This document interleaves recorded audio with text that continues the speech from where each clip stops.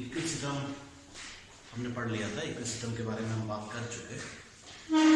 आज हम इक्विसिटम से रिलेटेड कुछ इंपॉर्टेंट क्वेश्चंस होते हैं जो एग्जाम में आते हैं, उनके बारे में बात करेंगे। तो इक्विसिटम से रिलेटेड असाइनमेंट जो भी है, इक्विसिटम में क्या क्या क्वेश्चंस बन सकते हैं, क्या क्या उनका आंसर आपको लिखना चाहिए, हमको उसके बारे में ध्यान होना चाहिए।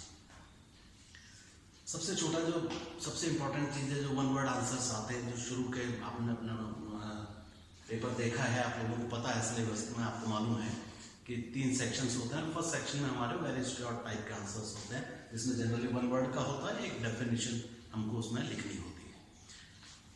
इक्विसिटम में जो सबसे इंपॉर्टेंट क्वेश्चन हर साल पूछा जाता है वो है कि इक्विसिटम का पॉपुलर नेम क्या है, what is the popular name of equisetum, या इक्विसिटम को किस पॉपुलर नेम से जाना जाता है।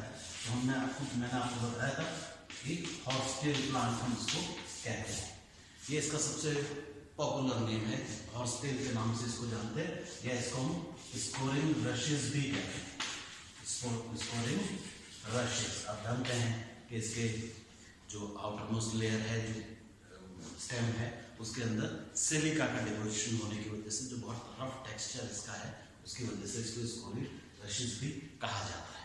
तो एग्जाम में सबसे इंपॉर्टेंट क्वेश्चन जो हर साल पूछा जाता है, किस टेरिडोफाइट को हॉर्सटेल के नाम से जानते हैं, इस तरह से पूछा जा सकता। तो आंसर होगा इक्विसिटम, या इक्विसिटम का पॉपुलर नेम क्या है, किस पॉपुलर नेम से इसको जाना जाता है, तो वो है हमारा हॉर्सटेल, हॉर्सटेल के नाम से इसको हम जानते हैं।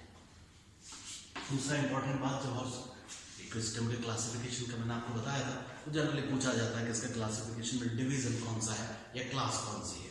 तो डिवीजन आप जानते हैं, जिस डिवीजन को ये बिलोंग करता है वो है स्पेनोफाइटा, स्पेनोफाइटा के ये मेंबर है। और स्पेनोफाइटा में आपको पता है 2 क्लासेस है, कैलेमोप्सिडा और स्पेनोप्सिडा।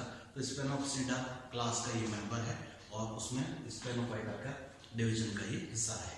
इंपॉर्टेंट चीज जो याद रखने की है वो ये याद रखने की स्पेनोफाइटा का एक और नाम भी है, इसे आर्थ्रोफाइटा भी कहते हैं, आर्थ्रोफाइटा।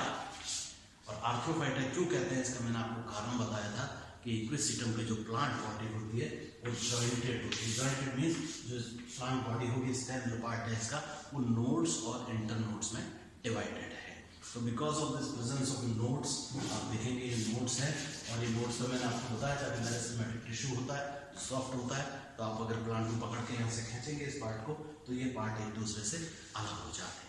तो इसीलिए इसको कहा जाता है plant with jointed body, jointed body है, इसीलिए आर्थ्रोफाइटा। जैसा आर्थ्रोपोडा मैंने बताया एनिमल्स होते हैं जूलॉजी में जब हम पढ़ते हैं कि जिसमें ऐसी क्लास है जिसके अंदर एनिमल्स विद जॉइंटेड लेग्स हैं, तो यहाँ प्लांट विद जॉइंटेड बॉडी, इसलिए इसको आर्थ्रोफाइटा कहा जाता है। तो ये बहुत इंपॉर्टेंट चीज है। तीसरा जो मैंने भी आपको बताया उसी से रिलेटेड, किस टेरिडोफाइट में जॉइंटेड प्लांट बॉडी मिलती है। तो जॉइंटेड प्लांट बॉडी हम जानते हैं किसमें है, इक्विसिटम के अंदर। इक्विसिटम में होता है, क्यों होता है वो भी आपको पता है, नोड्स और इंटरनोड्स की वजह से। दूसरा इंपॉर्टेंट चीज जो हमको याद रखनी है कि जो यहाँ पर जो होता है लीव्स एब्सेंट है, लीव्स नहीं है, और लीव्स के नहीं होने से जो हमारा आप देखेंगे यहाँ पर आपको लीव शीट प्रेजेंट होगी, नॉन फंक्शनल लीव्स आपको इस तरह से प्रेजेंट दिखाई देगी। जो तो प्रेजेंस ऑफ लीव शीट के बारे में भी पूछ लिया जाता है कि लीव शीट जो है वो किस टेरिडोफाइट के अंदर प्रेजेंट होती है, तो वो उसका आंसर भी क्या हो जाएगा हमारा इक्विसिटम, इक्विसिटम के अंदर ऐसा होता है। ये जो इक्विसिटम का स्टेम है, इसकी एक और इम्पोर्टेंट चीज है, मैंने आपको बताया था डिपोजिशन ऑफ सिलिका, मिट्टी का जमा आउटर मोस्ट लेयर में, एपिडर्मिस में। कल हमने पिछले बात करी थी, तो मैंने आपको बताया था उसके बारे में। तो ये भी पूछा जाता है कि सिलिका का डिपोजिशन किस प्लांट बॉडी में होता है या किस टेरिडोफाइट के अंदर ऐसा पाया जाता है, तो उसका आंसर होगा फिर इक्विसिटम। तो सिलिका का डिपोजिशन एक और इम्पोर्टेंट चीज हमको याद रखनी है। सिलिका के डिपोजिशन के साथ साथ एक और इम्पोर्टेंट चीज आ जाती है कि सिलिका के डिपोजिशन की वजह से आप देखेंगे यहाँ पे रिजेस और ग्रूव्स पोरोस बन जाती हैं, मीन्स जो प्लांट बॉडी होगी वो अब सर्कुलर नहीं है। जब आप उसका सेक्शन काटेंगे तो वो सेक्शन आपको पता है कैसा दिखता है, इस तरह जगह से उभार होगा, फिर खांच आएगी, फिर उभार होगा, फिर खांच आएगी। और ये वेवी जो स्ट्रक्चर होता है, this is because of presence of this ridges and grooves, जो कि सिलिका के डिपोजिशन की वजह से यहाँ पर बनते हैं। तो ये एक और इम्पोर्टेंट चीज है जो हमको याद रखनी है। एग्जाम में क्वेश्चन पूछा जाता है कि जो इक्विसिटम है उसके अंदर वेजिटेटिव रिप्रोडक्शन किसके द्वारा होता है। तो मैंने आपको बताया था ये जो वेजिटेटिव रिप्रोडक्शन इक्विसिटम अंदर होता है वो एक विशेष स्ट्रक्चर के द्वारा होता है और उसको हम कहते हैं ट्यूबर्स। ट्यूबर्स के द्वारा वेजिटेटिव रिप्रोडक्शन, कायिक जनन जो होगा वो किया जाएगा।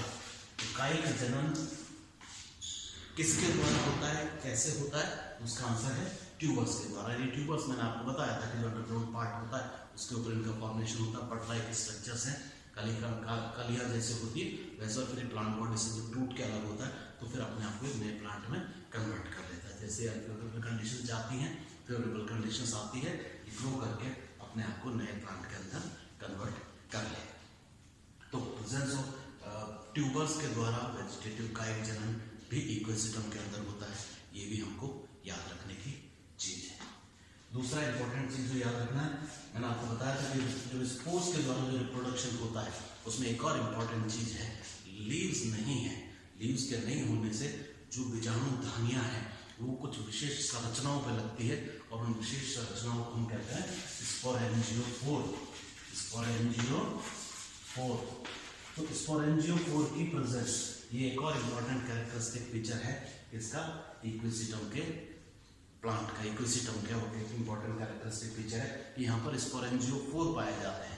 और ये जो स्पोरेंजियोफोर होते हैं इसका स्ट्रक्चर जनरली पूछ लिया जाता है। तो मैंने आपको बताया था एक पेल्टेड डिस्क होती है, छतरीनुमा आकृति है, ऊपर पेल्टेड डिस्क होती है, नीचे स्टॉक होता है जिससे ये एक्सिस के साथ जुड़ा रहता है खून के, और ये इसकी पेल्टेड डिस्क है।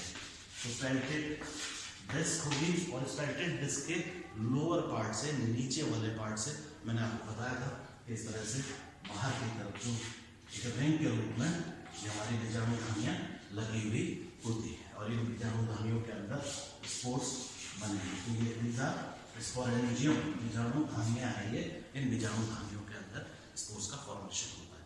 तो ये एक और इम्पोर्टेंट चीज है याद रखना, स्पोरेंजियोफोर एग्जाम में पूछा जाता है किस टेरिडोफाइट के अंदर स्पोरेंजियोफोर पाया जाता है, इक्विसिटम। या इक्विसिटम के कोन के बारे में क्या विशेष बात है तो यहाँ पर हमको बताना होता है, क्योंकि लीव्स नहीं है, स्पोरोफिल्स नहीं होंगी, उनकी जगह विशेष संरचनाएं होंगी और उन विशेष संरचनाओं को कहते हैं स्पोरेंजियोफोर। तो स्पोरेंजियोफोर का होना और ये एक और इम्पोर्टेंट कैरेक्टरिस्टिक फीचर है।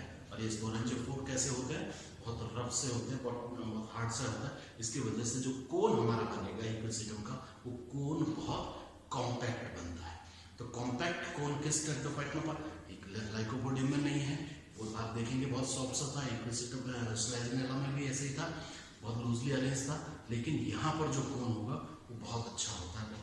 यहाँ टर्मिनल इस जगह पर मैंने आपको बताया था इस कोन का फॉर्मेशन होता है। तो ये कोन बनेगा, तो कोन की क्या प्रेजेंस इंपॉर्टेंस है, प्रेजेंस ऑफ स्पोरेंजियोफोर। दूसरा एक और इम्पोर्टेंट चीज जो यहाँ पर याद रखने की है, प्रेजेंस ऑफ इलेटर्स। कि जो स्पोर्स होंगे उन स्पोर्स के ऊपर आप जो स्पोर है हमारे वो एक विशेष संरचना युक्त है और उस विशेष संरचना को हम कहते हैं इलेटर्स। तो प्रेजेंस ऑफ इलेटर्स ऑन स्पोर्स ये एक और इम्पोर्टेंट फीचर है इक्विसिटम का, और एग्जाम में पूछा जाता है किस टेरिडोफाइट के स्पोर के ऊपर इलेटर्स पाए जाते हैं। उसका आंसर है इक्विसिटम। यह पूछा जा सकता है इक्विसिटम के स्पोर की क्या खासियत होती है, क्या खास बात होती है उसके अंदर, क्या विशेष चीज है। तो प्रेजेंस ऑफ इलेटर्स, इलेटर्स का होना ये अपने आप में एक और इम्पोर्टेंट कैरेक्टरिस्टिक फीचर है। और ये इलेटर क्या होता है, मैंने आपको बताया कि 4 लेयर होती है, उन 4 लेयर में से जो आउटर लेयर होती है पेरिस्पोर जिसको हम कहते हैं, मिडिल लेयर जो होती है उनके टूटने से और 4 इस तरह के स्पून शेप स्ट्रक्चर बन जाते हैं। स्पून का शेप का मतलब होता है नीचे से पतला होगा, ऊपर से चौड़ा होगा, इस तरह से। और ये जो होते हैं इन विशेष संरचनाओं को हम कहते हैं इलेटर्स। ये जो है इलेटर्स प्रेजेंट होंगे यहाँ एक कॉमन पॉइंट से जुड़े हुए होते हैं और बाकी जगह से खुल जाते हैं और इसको पूरा कवर करके रखते हैं। क्या फंक्शन होता है इलेटर्स का, इलेटर्स के बारे में पूछा जाता है कि जो इकोसिस्टम के अंदर इलेटर्स पाए जाते हैं उन इलेटर्स का क्या फंक्शन है, क्या कार्य है, ये क्या काम करते हैं। काम बड़ा सिंपल सा है, मैंने आपको बताया था कि ये इलेटर्स हाइग्रोस्कोपिक होते हैं, आर्द्रता ग्राही होते हैं। तो क्वेश्चन पूछा जाता है what is the function of इलेटर्स, इलेटर्स का क्या कार्य है। तो कार्य क्या होगा, हाइग्रोस्कोपिक होने की वजह से मैंने आपको बताया था बंद होते हैं, खुलते हैं, मॉइस्चर लेते हैं छोड़ने से, तो इनकी वजह से जो बीजाणु धानी है उस बीजाणु धानी को तोड़ने में ये मदद करते हैं, खोलने में मदद करते हैं, ताकि स्पोर्स बाहर निकल सके। तो डेसेंस ऑफ स्पोरेंजियम, बीजाणु धानी का टूटना, एक उसको तोड़ने में मदद करते हैं। दूसरा, इनके इलेटर्स आपस में एक दूसरे से फ्यूज हो जाते हैं, एक दूसरे में फंस जाते हैं, बहुत सारे स्पोर्स बनते हैं। आपको पता है होमोस्पोरस टेरिडोफाइट है, इंपॉर्टेंट चीज याद रखने की, इस तरह का है होमोस्पोरस। एक ही तरह के जितने भी स्पोर्स बने सारे के सारे एक ही प्रकार के हैं, इसलिए होमोस्पोरस समबीजाणु टेरिडोफाइट ये है। तो अब ये इलेटर्स आपस में एक दूसरे से फंस जाते हैं और इनके आपस में फंस जाने से क्या होगा, ये उड़ के दूर तक पैराशूट का काम करते हैं, तो डिस्पर्सल में हेल्प करते हैं कि जो स्पोर्स हैं वो दूर दूर तक फैल सके, तो प्लांट के डिस्पर्सल में ये हेल्प करते हैं। तो इलेटर्स का फंक्शन क्या होगा, dehiscence and dispersal of spores. Dehiscence of sporangium, बीजाणु धानी के टूटने में मदद करते हैं, उसके तोड़ने में मदद करते हैं, और दूसरा स्पोर्स के डिस्पर्सल में एक जगह से दूसरी जगह तक ये फैल सके उसके लिए ये मदद करते हैं। तो ये एक और इम्पोर्टेंट फंक्शन होता है इकोसिस्टम के स्पोर का। अब ये स्पोर जब जाते हैं जमीन पे गिरते हैं, मैंने बताया वायबिलिटी बहुत कम होती है, बहुत थोड़े समय के लिए वायबल रहता है।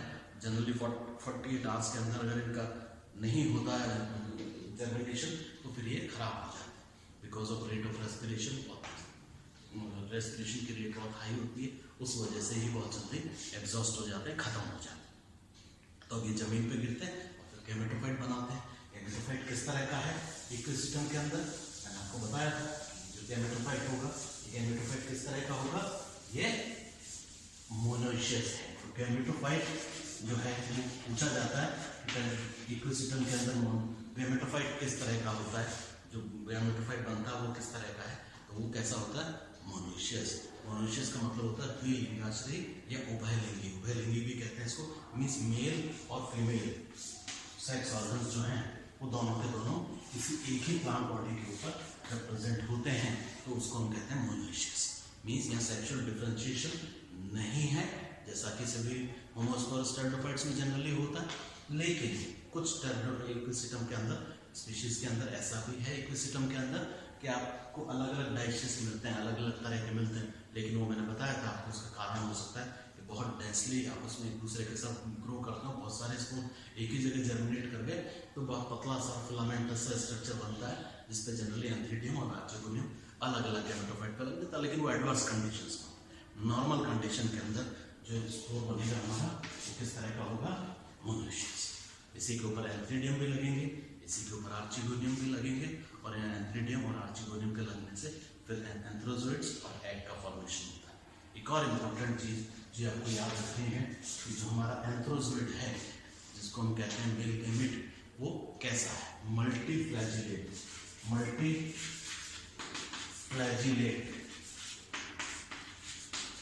खूब सारे फ्लैजिला, मैंने आपको बताया था कि कॉइल्ड फॉर्म में ऐसे ही जनरली प्रेजेंट होता है, और इसमें आप टॉप के ऊपर से आप देखते हैं आपको खूब सारे फ्लैजिला दिखाई देते हैं। तो प्रेजेंस ऑफ मल्टीफ्लैजिलेट एंथ्रोजोइड ये एक और इम्पोर्टेंट कैरेक्टरिस्टिक फीचर है, और इसी का एग्जाम में पूछा जाता है कि इकोसिस्टम के जो एंथ्रोजोइड्स हैं, मेल गैमेट्स हैं, उनमें क्या खास बात होती है, तो खासियत यह है कि दे आर मल्टीफ्लैजिलेटेड। या पूछा जा सकता है मल्टीफ्लैजिलेटेड एंथ्रोजोइड्स किस टेरिडोफाइट में पाए जाते हैं, तो उसका आंसर क्या होता है हमारे पास, दैट इज कि इकोसिस्टम के अंदर मल्टीफ्लैजिलेटेड एंथ्रोजोइड्स मिलते हैं। तो ये शॉर्ट आंसर्स हैं जो पूछे जा सकते हैं, जिनके बारे में हमको ध्यान होना चाहिए कि एग्जाम में इसके बारे में कुछ भी पूछा जाए तो उसका आंसर हम क्या है। इसके बाद फिर शॉर्ट कुछ बड़े क्वेश्चंस आते हैं, जब 50 वर्ड्स में हमको जिनका आंसर देना होगा, और फिर कुछ वेरी लॉन्ग आंसर्स होंगे जिसके अंदर जनरली जो बड़ा क्वेश्चन होता है वो पूछा जाता है। तो जो दूसरे क्वेश्चन हम अगले जो हमारा असाइनमेंट होगा उसके अंदर डिस्कस करेंगे।